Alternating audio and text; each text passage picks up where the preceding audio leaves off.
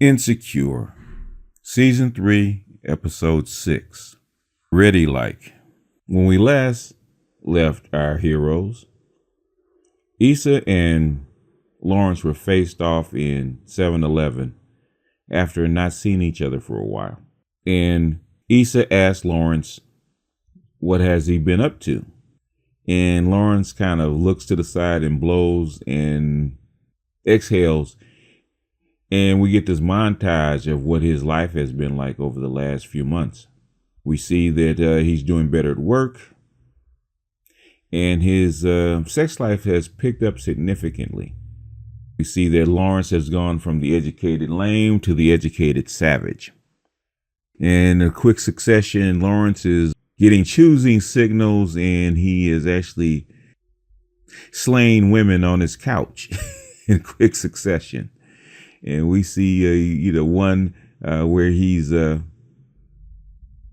going in on one girl, missionary, and he picks up a girl from the gym and she's on top, and he picks up another girl from the bar and he's getting her doggy style. In other words, Backshot LaFunk is back. Backshot LaFunk is back, doing what he do. And then we see Chad and Lawrence actually celebrating Chad's coming wedding at Chad's bachelor party with a bunch of strippers. Chad tells him to get out, but leave the leave the snacks.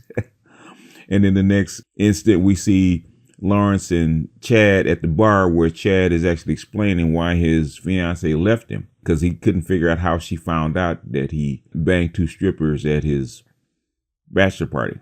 And then the montage closes with Lawrence at the doctor, sitting on the doctor's table, and the doctor handing him some medication and says, you could always use protection, because we found out that Lawrence has contracted chlamydia.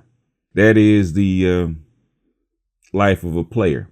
If you're going to play that, accidents are bound to happen. It's a cost of doing business. I know a lot of women were laughing that Lawrence is burning, but all the guys understand that you can't be a player without taking no risk. You got to get on the court, and there's going to be some bumps and bruises. So when we cut back to Issa, and Issa asks, so what you been up to? Lawrence says, he plays it off, says, not much. Next thing, we see Issa at the permit office in downtown Inglewood. She's trying to get a permit to get her block party off the ground. She wants to do a Coachella in Inglewood, and she's finding out that this venture is going to be a lot more work and a lot more permits. The clerk is even trying to talk her out of it. That it's a lot of work, it's a lot of headache, and it may not get off the ground, but Issa's, she's gun-ho. She gets a bunch of permits, and she says she wants to do it inside a month. The clerk tells her it's not going to happen. So she walks outside with her permits, and Nathan's out there waiting for her.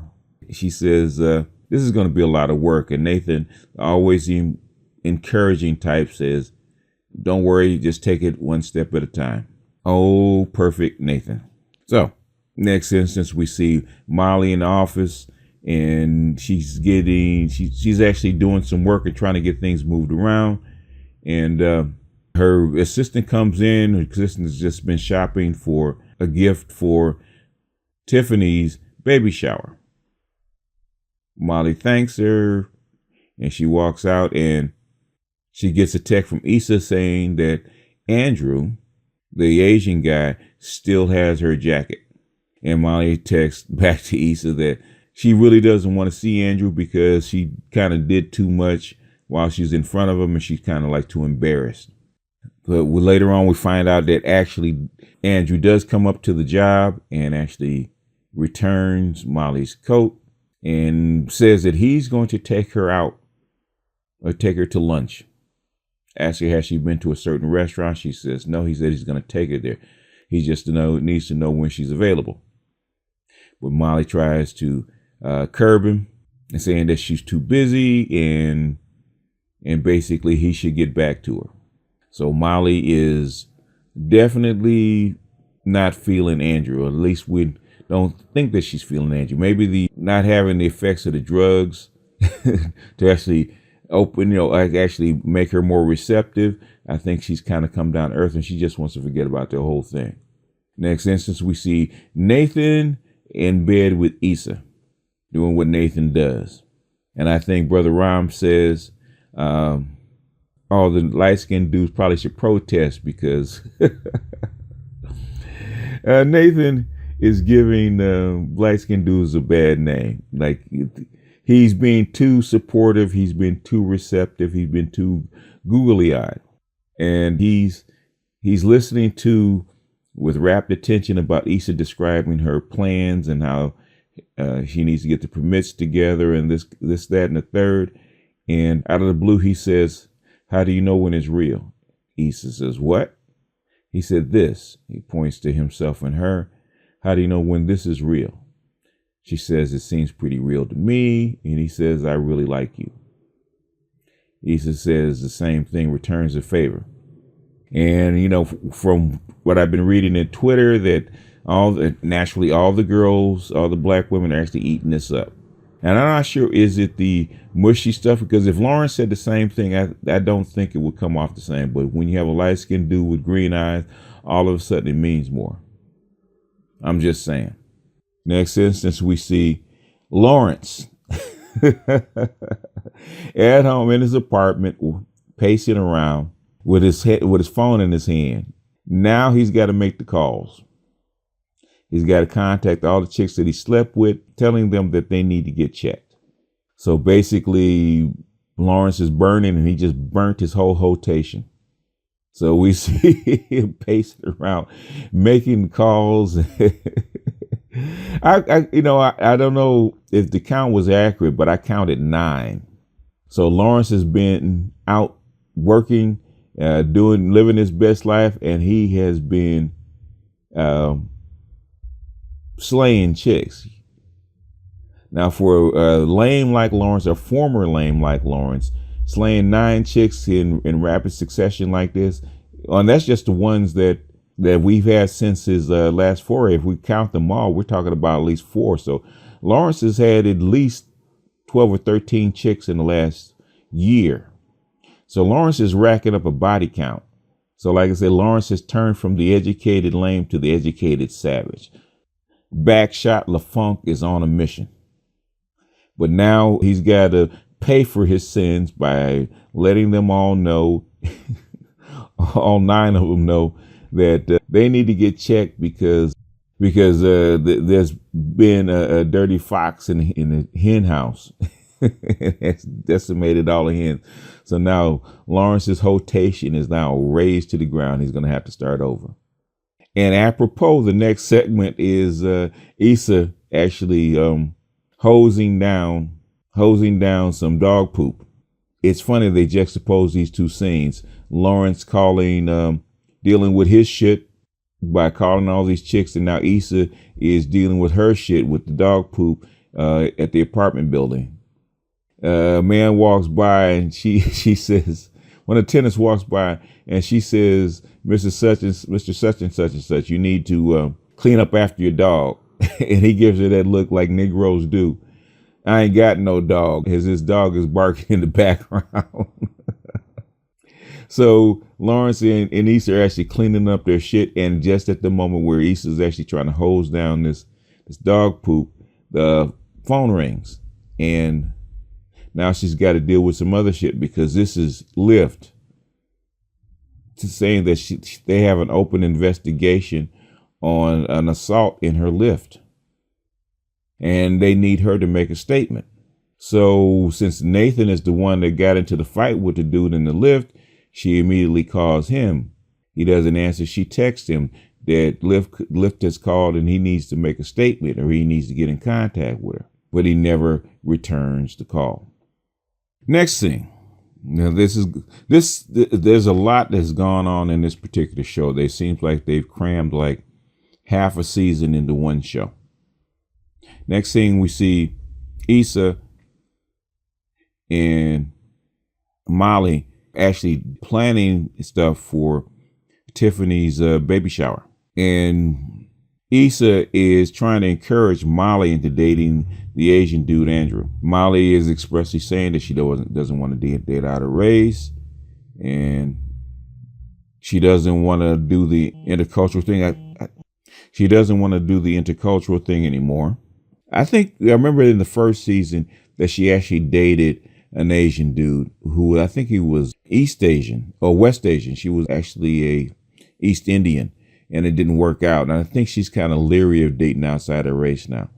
But she declines to date outside of her race, and just then Kelly walks in and says, "Who's Andrew? And is that the black dude?" And Molly needs to say no. She said, "Good, because I've been fucking a black dude a lot." And she wants to make sure that she's not messing with the same guy.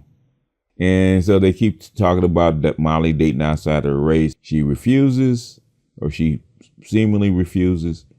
And Issa is saying how Nathan is working out great for her. And Kelly says, is Nathan black? Is Nathan the black one?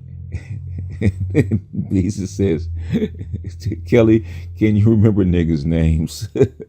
And you know you cannot fuck my man."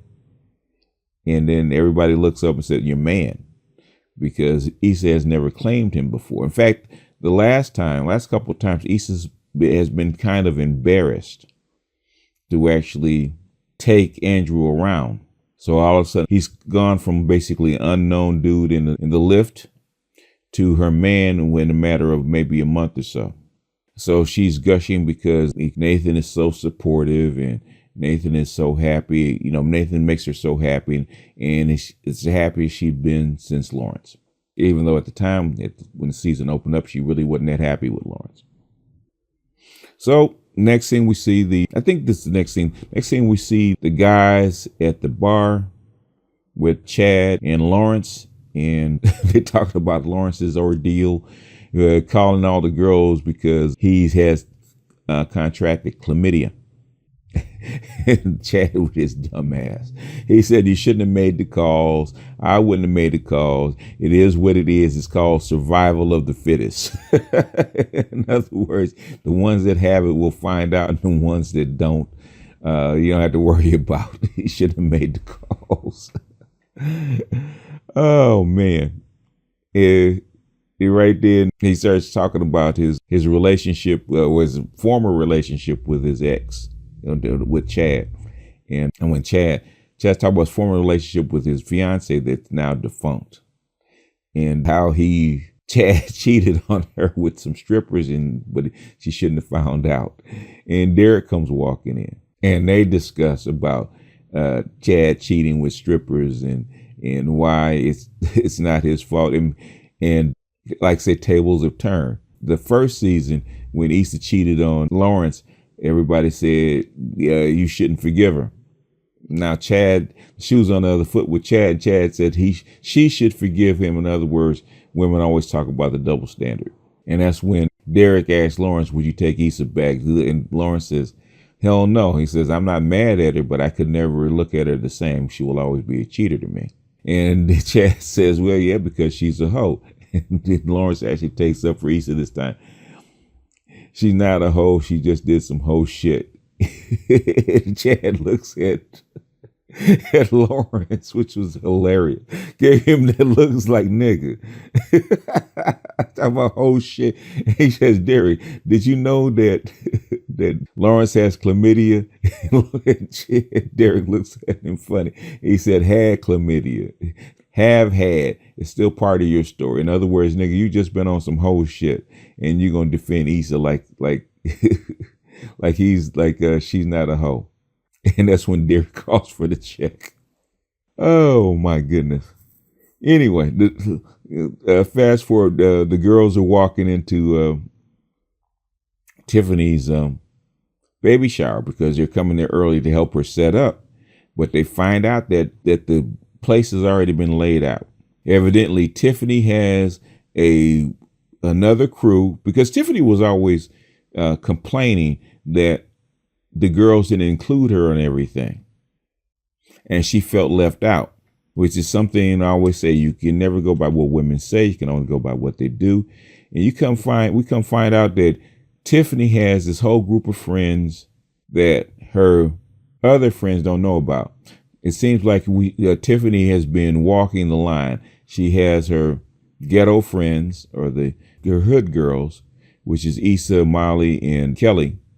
And then she has her bougie AKAs on the other side. Now, the bougie AKAs are the ones that have come in and actually decorated her whole house, laid it out with all the what we call the light or the high key elements, and the cakes and the cupcakes and the baby shoes, white and gold baby shoes, portraits on the wall of Tiffany in different poses, Cardi B, Beyonce, Serena, all portraits of pregnant women. And then the last one, which is the icon. The girls are kind of disappointed because they thought they were coming over to help their friends set up, and they find out that they weren't needed. And they're finding out that they probably have been replaced.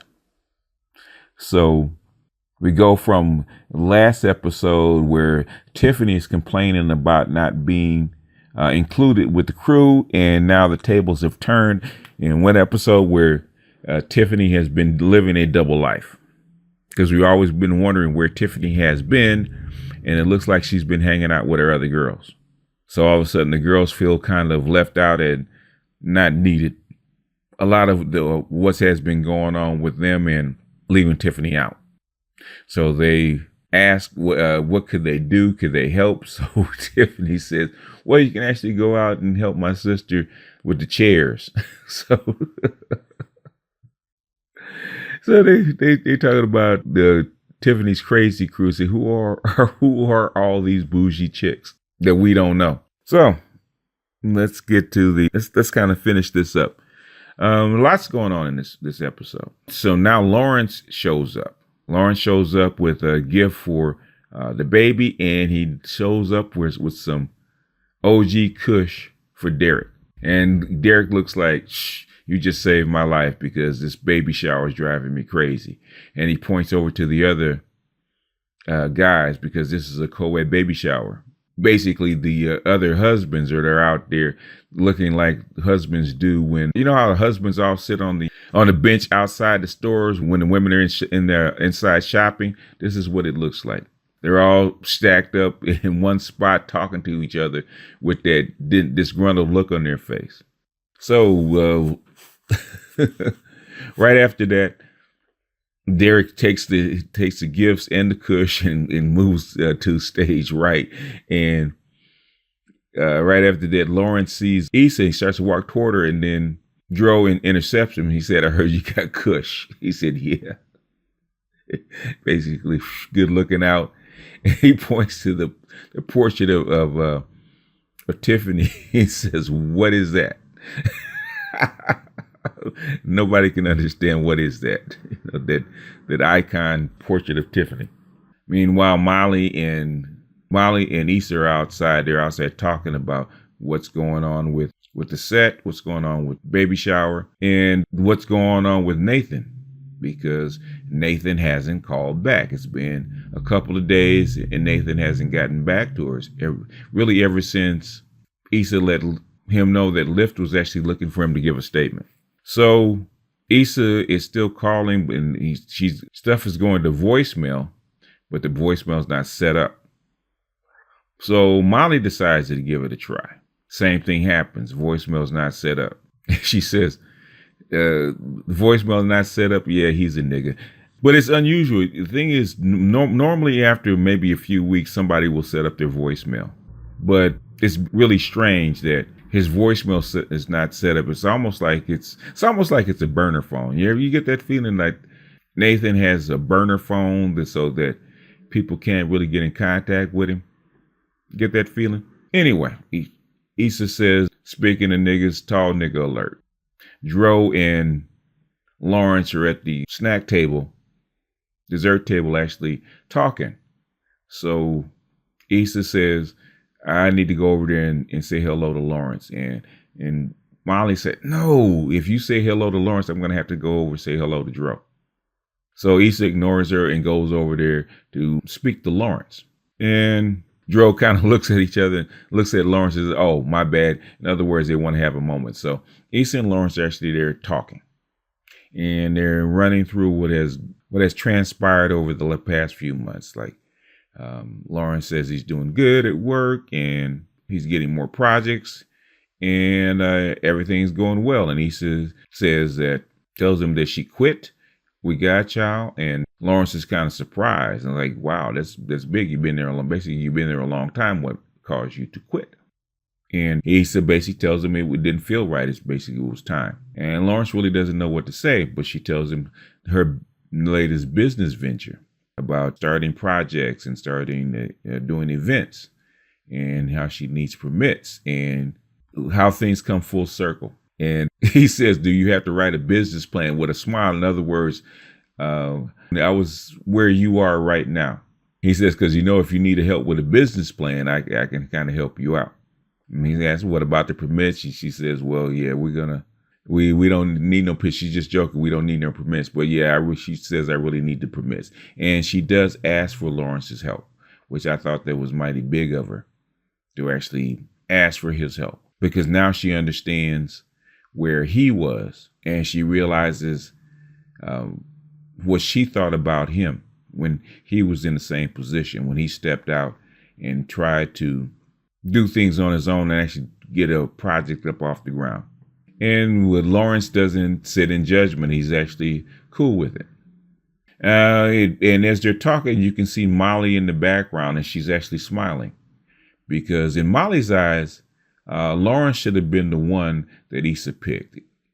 In other words, Lawrence is the one that kept Issa stable. You can tell that Molly really doesn't like anybody else around Issa except Lawrence. You can tell that. And she gets kind of encouraged that Issa and Lawrence's conversation is going so well, she decides to go over and try it with Dro. She tries the same approach with Dro, and Dro doesn't even look up from his phone. And he looks at her. He basically says, so we talking now? And she says, are we really going to do this like this? And he says, remember boundaries? And, typical black girl fashion. She says, thanks for reminding me that this whole thing was just a waste of time.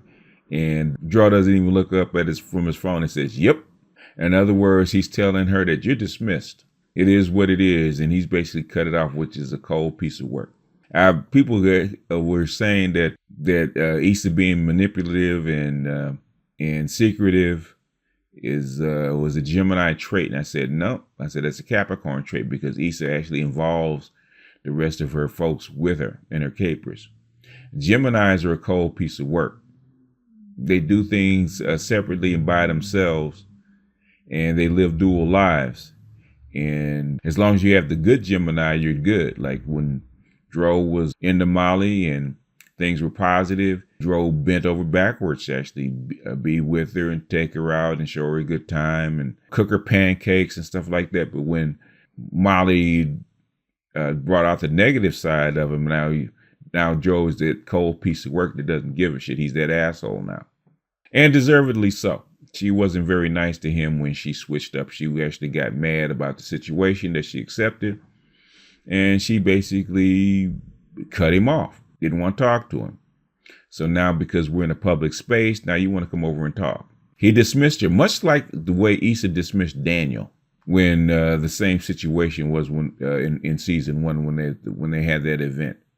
Same way that Issa dismissed Daniel, basically Dro is dismissing Molly. What's good for the goose is good for the gander. Anyway, let's see. Anyway, there was a moment where Kelly's trying to leave and Kelly's upset. And this is the first time we've ever seen Kelly this emotional.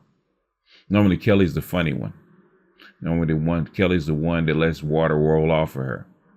But in this one, Kelly's trying to leave and she's halfway crying because she now realizes that she's losing her friend. And she's resentful of the baby because now that baby's coming between her and her supposed best friend, but her supposed best friend didn't know about all her other friends on the other side. And you can see the loss in her face. And Tiffany comes out, tries to console Kelly and basically explain about what's going on. And they accuse her of betraying them because she didn't tell them about all the other girls, her other crew that she has that actually came and set up her baby shower. But she explains to them that none of you guys, none of you single women who don't understand what it's like to be pregnant and have a baby, even volunteered to give me a baby shower, or even suggested to give me a baby shower. She says she waited on her crew to actually start planning the baby shower, which as soon as she announced that she was pregnant, normally women actually start planning the baby shower. But they didn't. So her bougie friend Blair actually volunteered and actually came through. And Kelly reminds her that she asked about a baby shower and basically Tiffany refused. She said, "How come you didn't let me do it?" She says, even though she wouldn't have let the crew do it, let the gang do it, they could have kind of fake planned. In other words, she'd have made it more inclusive. In other words, Tiffany is basically telling them that things are different and it's probably time for them to move on, and things are not going to be the same, which is what she was trying to tell Issa in the car at Coachella, that she's different and things are different now. Like I said, there's so much going on in this particular episode, and they've smashed like maybe 2 or 3 episodes into one. I think the first 3 or 4 episodes, they went so slowly that now they have to accelerate everything and kind of mash almost like a whole season into 4 episodes. Now, back inside, after this episode with Kelly, Issa and Molly are actually talking about Issa's talk with Lawrence, and Issa says, surprisingly, it was cool talking to him. And she says, even though she still loves him, she thinks that she's finally gotten over that hump. She's finally gotten over him to where she can actually move on. And Molly basically says, cheers for that. And right then and there, Candace comes walking through the door, because before Molly says, doesn't Joy ever stay home, and where is Candace? And Candace comes walking through the door, and she gives the smooches to Issa and Molly, and says, she says, am I interrupting your moment? And they say no, and she said, well, basically, she says, how much have I missed? She says, they said they're just now opening the gifts. So Candace kind of excuses herself and goes over to Tiffany as they're opening up the gifts. Meanwhile, Lawrence is walking out the door, and he's talking to Derek, and Derek is always trying to get Issa and Lawrence back together, which is funny. So I assume that him and Tiffany are talking about who should be together. So it's funny, all of Issa's bougie friends, Kelly, Molly, and Tiffany are all, they all don't like Issa's other boyfriends. And they feel that, somehow they feel that Lawrence is the only one good enough to actually join their crew, which is funny. But anyway, he says that, I saw you talking to Issa. And he says, yeah. He says, well, how did it go? He says, he said it was cool. He says that I'm different and she's different. In other words, they may have grown past each other, which echoes the same thing that Molly and Issa talked about. So he walks out the door because he's had too much baby shower bingo. So he's out.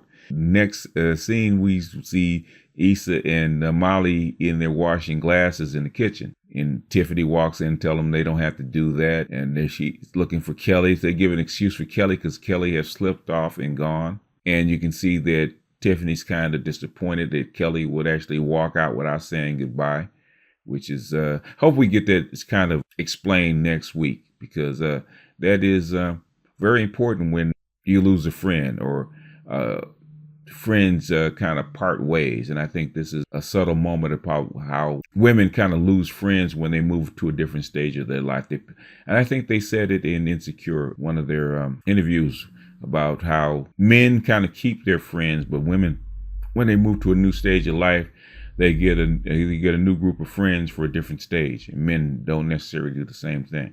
So they're in there talking and they're making excuses for why Kelly left.